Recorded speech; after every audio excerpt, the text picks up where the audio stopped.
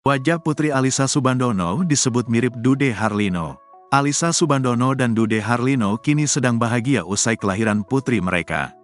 Anak ketiga pasangan Alyssa Soebandono dan Dude Harlino tersebut diberi nama Aisyah Aulia Putri Harlino. Warganet banyak yang menyebut anak yang baru dilahirkan Alyssa Soebandono mirip dengan ayahnya Dude Harlino.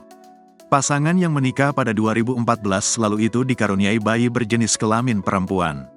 Alhamdulillah, Alyssa Soebandono dan Dude Harlino dikaruniai anak perempuan. Kini nama putri kesayangan tampak bayi Alyssa sedang tidur di ranjang bayi rumah sakit.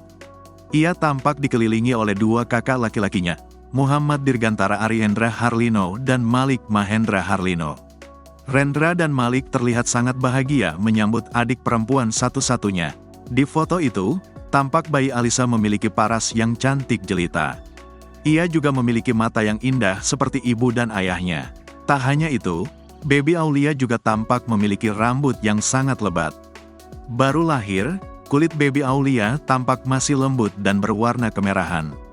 Mengetahui hal itu, netizen pun ikut heboh tak karuan. Banyak yang meleleh dengan kecantikan baby Aulia.